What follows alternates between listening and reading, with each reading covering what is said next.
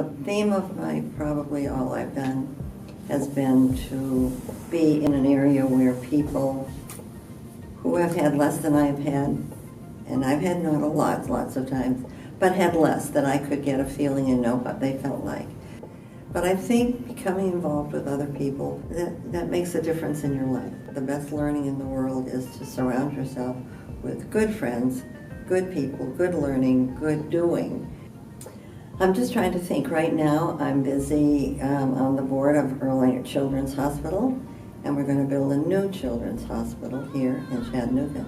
We're fundraising in this city for millions and millions of dollars to build a new hospital for children. And it's desperately needed for everyone, because if we don't take care of our children, we won't have healthy adults. And I've just finished on 9 years of being on the board of Chambliss Children's Center, which these are children from 6 weeks up to, 24 hours a day can be placed there and have there while their parents work at a very minimal amount of money, so that they are cared for and they have lunch there, and they're taught school by people who really care about them. What Dr. Ober and I do to be helpful in some way is we buy tickets to the football games. We have 8 tickets that we give to them so that they can come and enjoy it. And we also do it for basketball games so that they get a chance to get out and see a world that they might not otherwise see. And so that's another part of helping out in your community, making sure that other people have it a little bit better than we have it or that you have it. And if you're doing your best and you can't do any more, nobody can ask you to do more. It's something to think about that makes you happy. If you smile at people all the time, they probably think you're happy. You may not be so happy. You get happy by being involved in those kinds of things. When you're little and you do things, and then when you go off to school and you do things.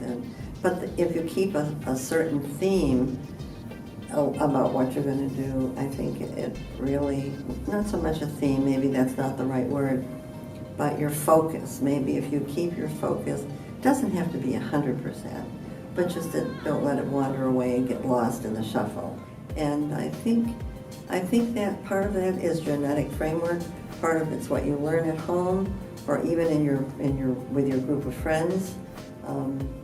It's just like getting drawn into something that isn't good. If they go, oh, come on, just come on in here, come on, take a drag, and you go, no, I don't think so, thanks very much, but I'm not going to do that.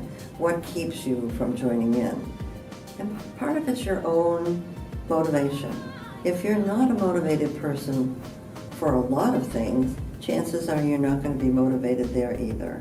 So if you are self-motivated, which most of you in honors are self-motivated, you're already a step ahead for everybody, so that you can make time.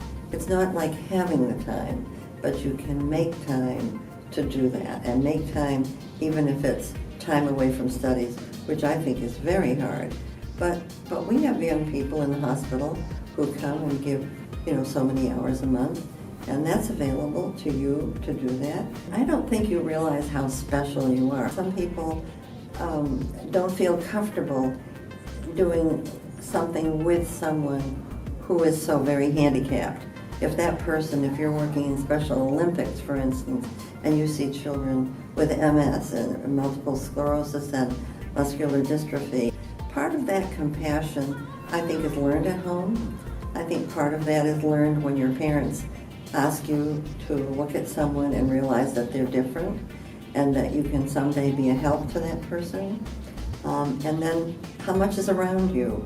But if people learn more about who they are, and that you have a mother and they have a mother, and you have a brother and they have a brother, and life is not good and it's the same thing, their life is relatively similar, except for perhaps more hardships. Now, it doesn't mean that people really like it all the time, because simply the same way here, there are still prejudices that are there, and it's really an eye-opener to see what movements can be with the help of other people, with the help of each other. There's a lot of happiness that's developed from that involvement with other people. When you look around you, there are people who can use some of your ability and you can help them do things better. And whether it's in your classroom, whether it's in your community, whether it's in your family or someone else's family that you know, I think it's a good place to start. Are we online? I didn't know we were online. Yeah. How do you look it up? I think I better look it up.